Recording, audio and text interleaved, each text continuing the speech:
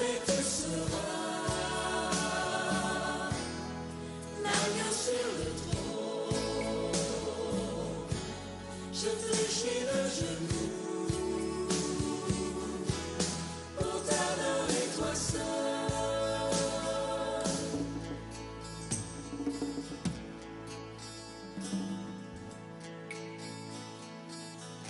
Les cieux proclament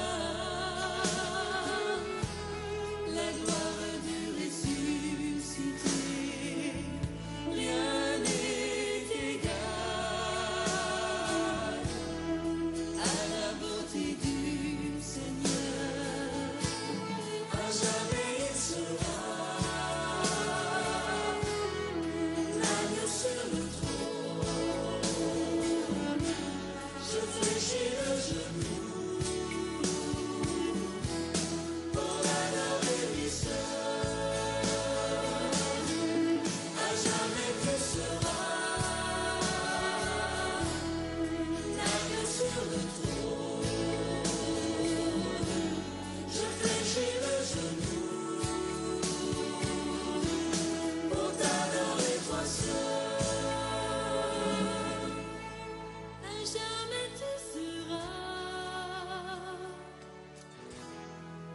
l'agneau sur le trône.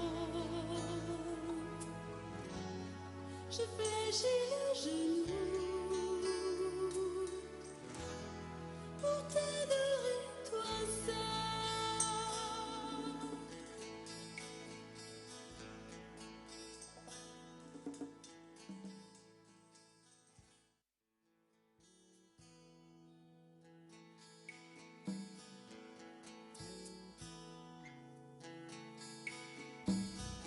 Les cieux proclament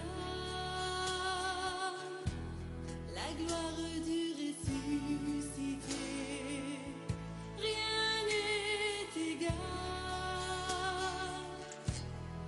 à la beauté du Seigneur. À jamais il sera l'agneau sur le trône. Je fléchis le genou pour l'adorer lui seul.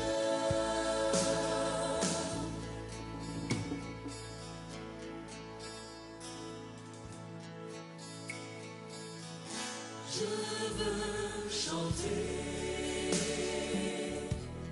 la gloire du ressuscité, l'agneau immolé nous a rachetés pour Dieu. À jamais tu seras l'agneau sur le trône.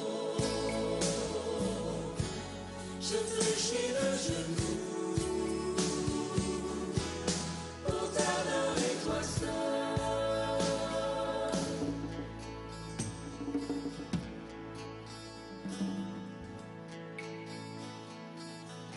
Les cieux proclament la gloire du ressuscité.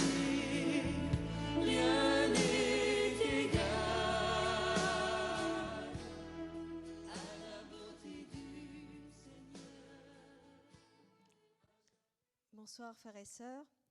Nous voici réunis ce soir pour l'étude biblique de la parole de Dieu.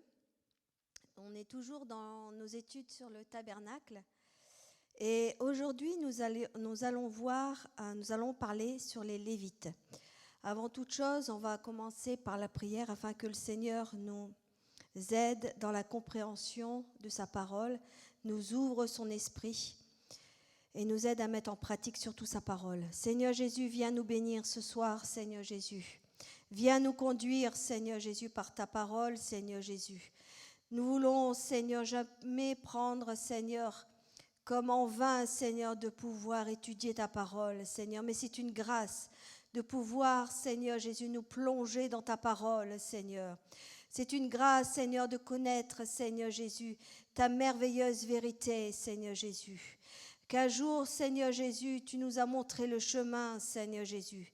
Tu nous as montré, Seigneur, qui tu étais, Seigneur, dans toute ta grandeur, dans toute ta majesté, Seigneur. Viens encore, Seigneur, ce soir, Seigneur, nous parler, Seigneur, à notre cœur, Seigneur, par ta parole.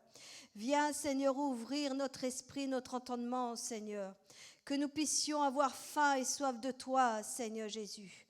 Que nous puissions, Seigneur Jésus, être des disciples, Seigneur, des serviteurs, Seigneur Jésus, qui mettons en pratique, Seigneur, ta parole, Seigneur. Que nous puissions, Seigneur, avoir, Seigneur, un esprit ouvert, Seigneur, un cœur ouvert, Seigneur Jésus. Et que nous puissions te laisser, Seigneur Jésus, nous conduire, nous diriger, nous parler, Seigneur, nous enseigner, Seigneur. Car sans toi, nous ne sommes rien, Seigneur Jésus. Et nous ne pouvons rien faire sans toi, Seigneur Jésus. Et en toute chose, nous voulons dépendre de toi, Père éternel. Sois glorifié, loué, exalté, dans le beau et précieux nom de Jésus. Nombre 3, au verset 5 à 13, l'Éternel parla à Moïse et dit, « Fais approcher la tribu de Lévi, et tu la placeras devant le sacrificateur, Aaron, pour qu'elle soit à son service. Ils auront le soin de ce qui est remis à sa garde et à la garde de toute l'assemblée, devant la tente d'assignation. Ils feront le service du tabernacle. Ils auront le soin de tous les ustensiles de la tente d'assignation et de ce qui est remis à la garde des enfants d'Israël. Ils feront le service du tabernacle. Tu donneras les Lévites à Aaron et à ses fils, et ils lui seront entièrement donnés de la part des enfants d'Israël. Tu établiras Aaron et ses fils pour qu'ils observent les fonctions de leur sacerdoce, et l'étranger qui s'approchera sera puni de mort. L'Éternel parla à Moïse et dit, « Voici, j'ai pris les Lévites du milieu des enfants d'Israël à la place de tous les premiers-nés des enfants d'Israël, et les Lévites m'appartiendront. Car tout premier-né m'appartiendra le jour où j'ai frappé tous les premiers-nés dans le pays d'Égypte, et je me suis consacré tous les premiers-nés en Israël, tant des hommes que des animaux, ils m'appartiendront, je suis l'Éternel. » Avant que le peuple d'Israël ait sorti d'Égypte, l'Éternel avait demandé que tous les premiers-nés de mettre du sang sur les linteaux des portes, et tous les premiers-nés avaient été épargnés du jugement de Dieu par ce sang mis sur les linteaux des portes. Alors on voit que tous ces premiers-nés étaient les rachetés au prix du sang, ils étaient mis à part pour Dieu et ils lui appartenaient. Là, pour le service, au lieu de prendre ces premiers-nés qui lui appartenaient, qui avaient été mis à part, qu'ils étaient entièrement donnés à Aaron et à ses fils pour leur service. Est-ce que ça n'en est pas aussi de même pour les enfants de Dieu aujourd'hui ? On a été rachetés par Christ et nous appartenons au Seigneur. 1 Corinthiens 6,20 nous dit « Car vous avez été rachetés à un grand prix. Glorifiez donc Dieu dans votre corps et dans votre esprit qui appartiennent à Dieu. » Jean 17,6 « J'ai fait connaître ton nom aux hommes que tu m'as donnés du milieu du monde. Ils étaient à toi et tu me les as donnés. Ils ont gardé ta parole. » Et nous devons lui être entièrement dévoués pour son service. On lui appartient. On a été rachetés à grand prix, au prix de son sang. Et nous devons lui être totalement, entièrement dévoués à son service. 2 Corinthiens 8,5 et nous dit « Et non seulement ils ont contribué comme nous l'espérions, mais ils se sont d'abord donnés eux-mêmes au Seigneur, puis à nous par la volonté de Dieu. » La tribu de Lévi devait s'approcher et se tenir devant Aaron. On verra plus tard que Aaron était un type de Christ. Nombre 3,6, c'est ce qu'il nous dit dans Nombre 3,6. « Fais approcher la tribu de Lévi et tu la placeras devant le sacrificateur Aaron pour qu'elle soit à son service. » Alors les Lévites étaient au service des sacrificateurs qui étaient les fils d'Aaron. Les Lévites devaient camper autour du camp, du tabernacle. Nombre 1,50 remet aux soins des Lévites le tabernacle du témoignage, tous ses ustensiles et tout ce qui lui appartient. Ils porteront le tabernacle et tous ses ustensiles, ils en feront le service et ils camperont autour du tabernacle. Alors les Lévites étaient au service d'Aaron et aussi au service de l'assemblée. C'est pareil pour nous, quelle que soit notre activité, on doit toujours avoir pour maître notre Seigneur Jésus et le but de notre service est totalement pour lui. Nombre chapitre 3 verset 14, l'Éternel parla à Moïse dans le désert de Sinaï et dit : fais le dénombrement des enfants de Lévi selon les maisons de leurs pères, selon leur famille. Tu feras le dénombrement de tous les mâles, depuis l'âge d'1 mois et au-dessus. Moïse en fit le dénombrement sur l'ordre de l'Éternel, en se conformant à l'ordre qui lui fut donné. Nombre 8, 23, l'Éternel parla à Moïse et dit : voici ce qui concerne les Lévites. Depuis l'âge de 25 ans et au-dessus, tout Lévite entrera au service de la tente d'assignation pour y exercer une fonction. Depuis l'âge de 50 ans, il sortira de fonction et ne servira plus. Il aidera ses frères dans la tente d'assignation pour garder ce qui est remis à leurs soins. Mais il ne fera plus de service. Tu agiras ainsi à l'égard des Lévites pour ce qui concerne leur fonction. Alors à partir de 1 mois, les Lévites étaient dénombrés pour qu'ils soient mis déjà à part en vue de leur service pour plus tard. Il faut savoir que Dieu a un plan. Et bien souvent, pour que Dieu réalise son plan dans nos vies, bien souvent, sinon tout le temps, il va falloir un temps de formation. Là, les Lévites, ils étaient dénombrés à l'âge de 1 mois. À 25 ans, ils commençaient à faire, ils entraient dans le service de la tente d'assignation, mais ils n'étaient pas encore mûrs pour porter le tabernacle, parce que ça, c'était la charge des Lévites, de porter le tabernacle. Et c'est seulement à l'âge de 30 ans qu'ils rentraient totalement dans leur service, dans leur sacerdoce. Alors il y a un temps de préparation, il y a un temps de formation, un temps où on va apprendre, nous aussi, dans la parole de Dieu, un temps où on va mûrir. Là, dans ce qu'on a lu dans le passage, c'est qu'à 50 ans, le Lévite se retirait du service actif. Il n'était pas à la retraite, parce qu'on a vu que dans Nombre 8, qui disait qu'il sortira de sa fonction, il ne servira plus. Mais il aidera ses frères dans la tente d'assignation pour garder ce qui est remis à leurs soins. Mais il ne fera plus de service. Il va contribuer, ce Lévite, à garder ce qui doit être gardé, intercédant pour le troupeau. Le service des Lévites, qui étaient plus âgés, était rempli d'expérience pour donner des conseils et des directions. Alors, le nombre des rachetés dépassait celui des serviteurs.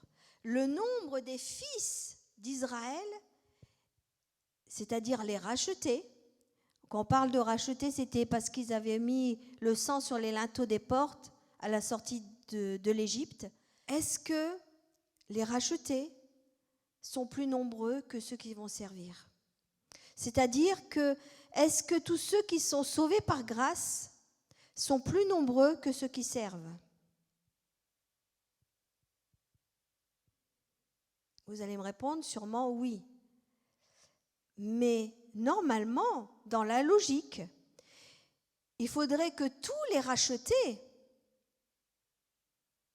le nombre des rachetés, soit le même que le nombre des serviteurs et des servantes. Pourquoi ? Parce qu'en tant que rachetés, en tant que chrétiens, en tant qu'enfants de Dieu, on est tous appelés à servir. On nous a donné gratuitement, le Seigneur nous a donné le salut gratuit. En retour, on veut le servir. On va lire dans Nombres chapitre 18 au verset 1. L'Éternel dit à Aaron, toi et tes fils et la maison de ton père avec toi, vous porterez la peine des iniquités commises dans le sanctuaire. Toi et tes fils avec toi, vous porterez la peine des iniquités commises dans l'exercice de votre sacerdoce. Fais aussi approcher de toi tes frères, la tribu de Lévi, la tribu de ton père, afin qu'ils te soient attachés et qu'ils te servent, lorsque toi et tes fils, avec toi, vous serez dans la tente du témoignage. Ils observeront ce que tu leur ordonneras et ce qui concerne toute la tente. Mais ils ne s'approcheront ni des ustensiles du sanctuaire, ni de l'autel, de peur que vous ne mouriez, eux et vous. Ils te seront attachés et ils observeront ce qui concerne la tente d'assignation pour tout le service de la tente. Aucun étranger n'approchera de vous. Vous observerez ce qui concerne le sanctuaire et l'autel, afin qu'il n'y ait plus de colère contre les enfants d'Israël. Voici, j'ai pris vos frères, les Lévites, du milieu des enfants d'Israël, donnés à l'Éternel, et ils vous sont remis en don pour faire le service de la tente d'assignation. Toi et tes fils avec toi, vous observerez les fonctions de votre sacerdoce pour tout ce qui concerne l'autel et pour ce qui est en dedans du voile. C'est le service que vous ferez. Je vous accorde en pur don l'exercice du sacerdoce. L'étranger qui approchera sera mis à mort. Alors, seuls les sacrificateurs, c'est-à-dire les fils d'Aaron, pouvaient s'approcher de l'autel et entrer dans le lieu très saint derrière le voile. Ça, on le verra un petit peu plus tard. Alors, les Lévites étaient adjoints aux sacrificateurs. Le mot Lévi veut dire attaché, joint. On voit ça dans Genèse 29, 34. Alors, les Lévites étaient adjoints, attachés aux sacrificateurs pour tout le service de la tente d'assignation. Aujourd'hui, tous les croyants sont des sacrificateurs. Ils apportent à Dieu des sacrifices spirituels, le fruit de lèvres qui confesse son nom, des adorateurs qui entrent dans le sanctuaire pour rendre à Dieu un culte qui lui soit agréable. Ça, c'est notre devoir. Hébreux 13, 15 nous le dit. Jean 4, 23 nous dit aussi, mais l'heure vient et elle est déjà venue où les vrais adorateurs adoreront le Père en esprit et en vérité, car c'est là que les adorateurs que le Père demande. Alors, tous les rachetés du Seigneur sont appelés à être des Lévites, c'est-à-dire à être des serviteurs, des servantes. Et chacun va le faire en fonction du don qu'il a reçu et de son cœur. Comment il dispose son cœur au service du Seigneur. Éphésiens 4, 7 nous dit « Mais à chacun de nous, la grâce a été donnée selon la mesure du don de Christ. » 2 Corinthiens 10, 12 « Nous n'osons pas nous égaler ou nous comparer à quelques-uns de ceux qui se recommandent eux-mêmes, mais en se mesurant à leur propre mesure et en se comparant à eux-mêmes, ils manquent d'intelligence. Pour nous ne voulons pas nous glorifier hors de toute mesure. Nous prendrons au contraire pour mesure les limites du partage que Dieu nous a assigné, de manière à nous faire venir aussi jusqu'à vous. Nous ne dépassons point nos limites, comme si nous n'étions pas venus jusqu'à vous, car c'est bien jusqu'à vous que nous sommes arrivés avec l'évangile de Christ. Ce n'est pas hors de toute mesure, ce n'est pas des travaux d'autrui que nous nous glorifions, mais c'est avec l'espérance. Si votre foi augmente, de grandir encore davantage parmi vous, selon les limites qui nous sont assignées, et d'annoncer l'évangile au-delà de chez vous, sans nous glorifier de ce qui a été fait dans les limites assignées à d'autres. Que celui qui se glorifie dans le Seigneur. Car ce n'est pas celui qui se recommande lui-même qui est approuvé, c'est celui que le Seigneur recommande. La grâce est donnée à chacun, tous ceux qui s'approchent de Dieu avec foi, avec repentance. Mais nous devons discerner la mesure, la tâche que le Seigneur veut nous confier. On ne peut pas se comparer les uns aux autres. On ne peut pas imiter les uns avec les autres. Parce que si nous faisons cela, il y aura de la rivalité, il y aura de la jalousie. Et jamais ça pourra aboutir à un service pour le Seigneur. Le Seigneur a un plan pour chacun d'entre nous. Laissons-le nous diriger, laissons-le nous parler, laissons-le nous enseigner. Bien sûr, le Seigneur peut nous parler, nous enseigner lorsque nous venons à l'église, par une étude biblique. Mais il va aussi surtout nous parler lorsque nous avons aussi des moments d'intimité avec lui. C'est là qu'il va nous diriger et nous conduire, nous montrer sa volonté, nous montrer ce qu'il désire pour nous. Mais il faut se dire que lorsque nous sommes sauvés par grâce, nous sommes passés par les eaux du baptême, nous avons reçu le baptême du Saint-Esprit, nous avons tous reçu un don qui est celui d'être un évangéliste. Acte 1:8 nous dit « Mais vous recevrez une puissance, le Saint-Esprit survenant sur vous, et vous serez mes témoins à Jérusalem, dans la Judée, dans la Samarie et jusqu'aux extrémités de la terre. » C'est-à-dire que vous mettez la ville où vous habitez.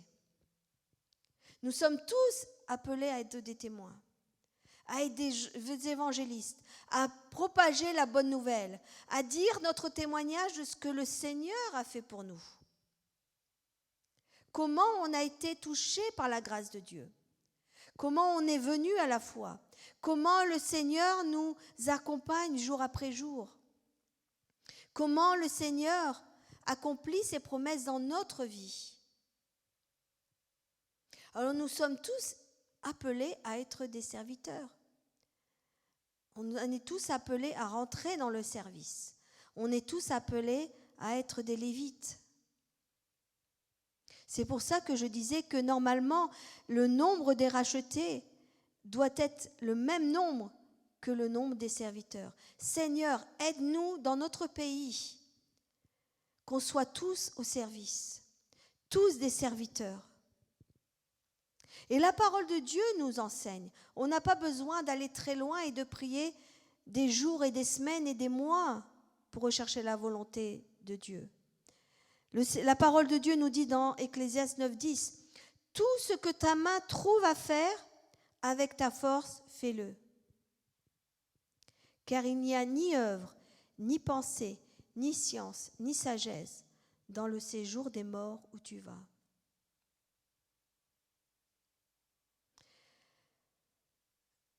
Faisons les choses dès que nous pouvons les faire. Ne remettons pas au lendemain. Ne regardons pas ce que cela va nous coûter dans le service. Parce que ça va nous coûter le service. Ça va nous coûter. Dans tous les domaines, ça va nous coûter. Mais est-ce qu'on ne peut pas le faire en remerciement, en action de grâce, en retour de ce que le Seigneur a fait pour nous? Il nous a tant donné. Il nous a tant donné à la croix du Calvaire. Il a tout accompli à la croix du Calvaire. Tous nos péchés, il les a portés. Nos maladies, il les a portées à la croix.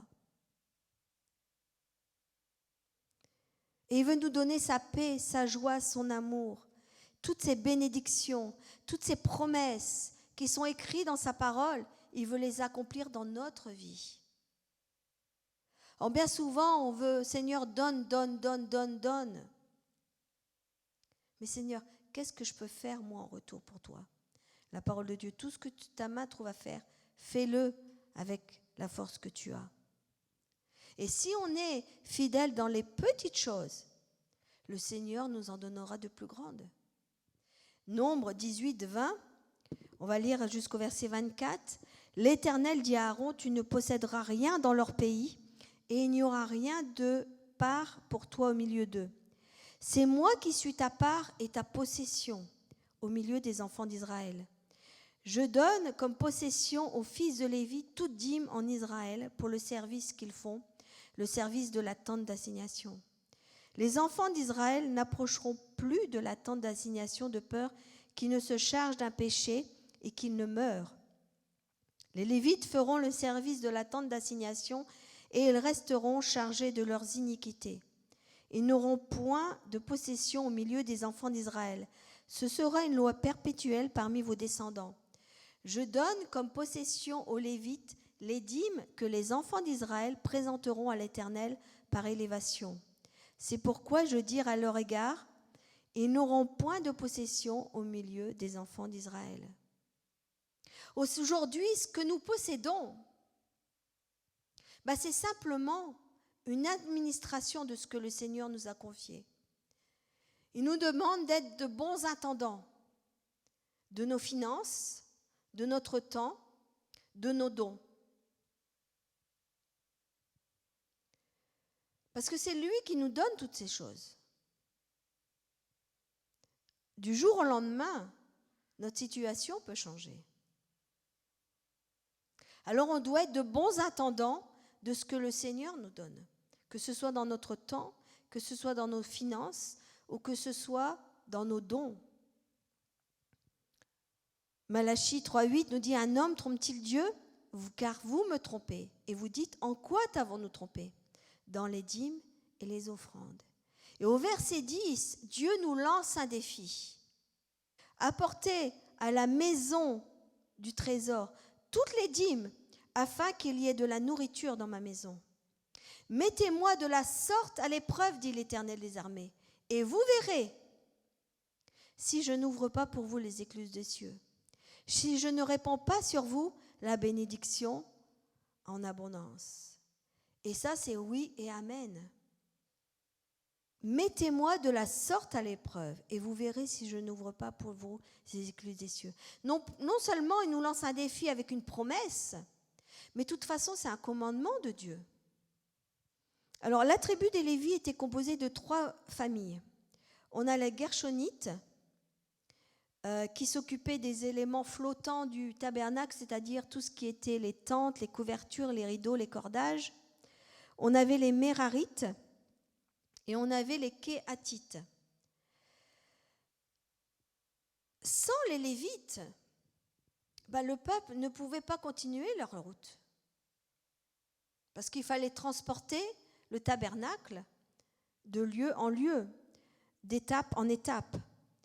Alors, les 3 familles devaient collaborer pour que tout l'édifice arrive à l'étape suivante au complet. Rien ne devait être oublié, rien ne devait être endommagé. Alors, les Lévites étaient sous la responsabilité des sacrificateurs. Alors, les Kéhatites, ils avaient la charge du sanctuaire, des choses très saintes, nous dit Nombre 4.4. Alors, les Kéhatites portaient tout sur leurs épaules. Il fallait toute la force, toute l'énergie du serviteur. Ils étaient complètement investis. De même, le pasteur a la charge et la responsabilité de l'Église sur les épaules. Il a besoin de la sagesse, du discernement, de la direction de Dieu pour accomplir sa tâche. C'est pour ça que notre devoir, c'est de prier pour notre pasteur. Ce n'est pas simplement réservé au GIPM, mais c'est à chacun d'entre nous de soutenir dans la prière le pasteur, dans sa charge qu'il a. En tant que serviteur et servante de Dieu, dans notre ministère, c'est pareil, la charge sera également sur nos épaules. Mais il faudra l'accomplir de tout notre cœur, de toute notre attention, de toute aussi l'intelligence spirituelle, la sagesse de Dieu. Et le Seigneur va nous aider.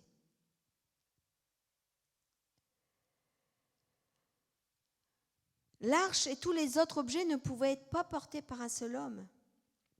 Plusieurs devaient marcher ensemble, à la même cadence, dans une même direction. Alors, dans les choses qui devaient porter leur charge, les Kéatites, il y avait l'arche, et ils devaient recouvrir l'arche de 2 couvertures. Comme je vous ai dit, on va voir les significations plus tard. C'était une couverture bleue et aussi de peau de dauphin, et aussi le voile qui séparait le lieu saint du lieu très saint. Ils avaient aussi la table des pains de proposition, qui était recouverte de 3 couvertures, bleu, cramoisi et peau de dauphin. Il y avait le chandelier, l'autel des parfums et tous les ustensiles, où il y avait 2 couvertures, bleu et peau de dauphin. Et ils devaient aussi transporter l'autel d'airain, qui devait envelopper d'une couverture pourpre et de peau de dauphin. Ça, c'était la tâche des Kéatites, de leur service, ce qu'ils devaient transporter. La deuxième famille, c'était les Gershonites.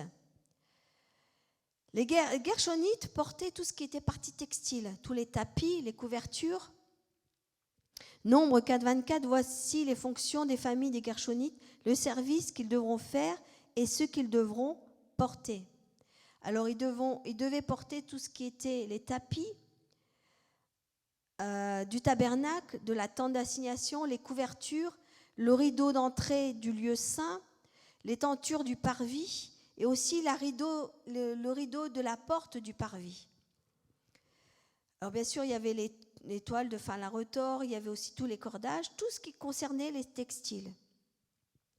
Les Mérarites transportaient à travers le désert tout ce qui était l'ossature même du tabernacle. Alors là, vous aviez les planches, les barres, les piliers, les bases du sanctuaire, les piliers du parvis, les bases du parvis, les pieux, les cordages. Et il faut se dire que tout ça, ça formait un solide assemblage, bien coordonné. Sans les bases, les planches n'auraient pas pu tenir debout. Sans les planches bien unies ensemble, il n'y aurait pas eu de support pour les tapis et la tente et les couvertures. Sans les piliers du parvis, les toiles de fin retors auraient traîné au sol. Sans les bases d'airain qui étaient sous les piliers, tout se serait écroulé. Il faut se dire que dans l'Église, chacun d'entre nous, on forme un solide assemblage. Chacun d'entre nous, nous sommes importants aux yeux de Dieu. Chacun d'entre nous, nous avons une tâche à accomplir.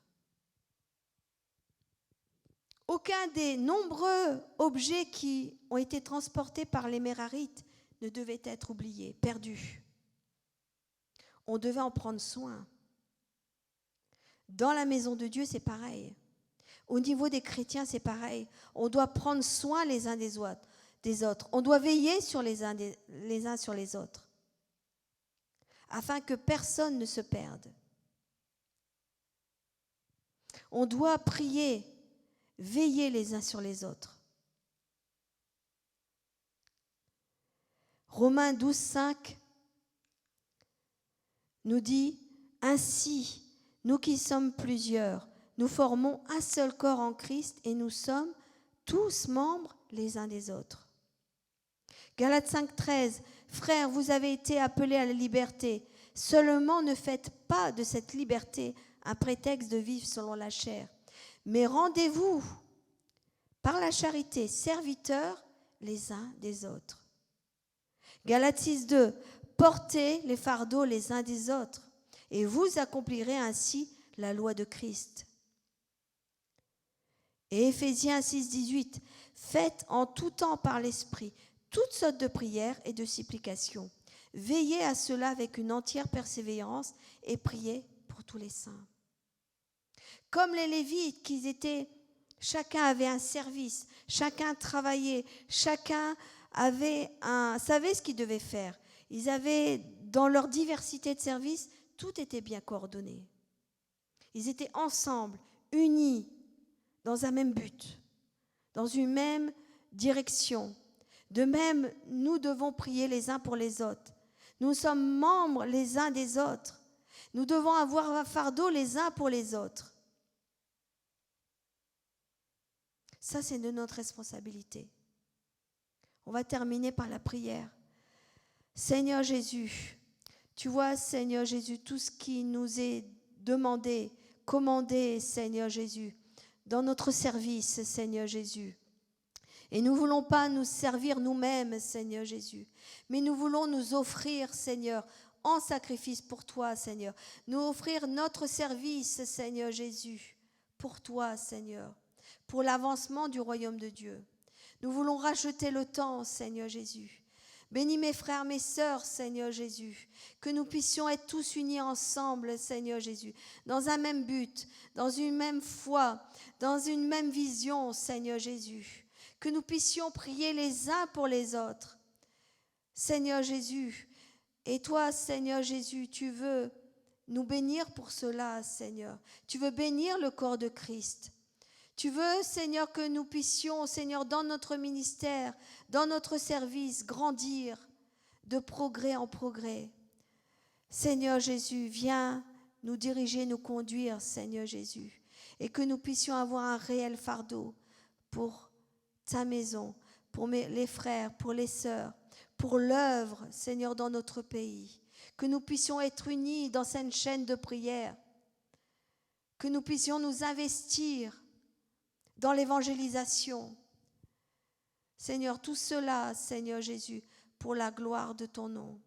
Pour que tu sois glorifié, Seigneur Jésus, dans nos vies. Père éternel, merci Seigneur pour tes bontés, pour tes grâces, pour toutes les bénédictions que tu veux nous accorder, Seigneur Jésus, dans le service, Seigneur Jésus. Sois loué, béni, exalté, au nom du Seigneur Jésus. Que le Seigneur Jésus vous bénisse et vous garde tout au long de la semaine. Et rendez-vous dimanche, soit physiquement à l'église ou en ligne. Soyez bénis.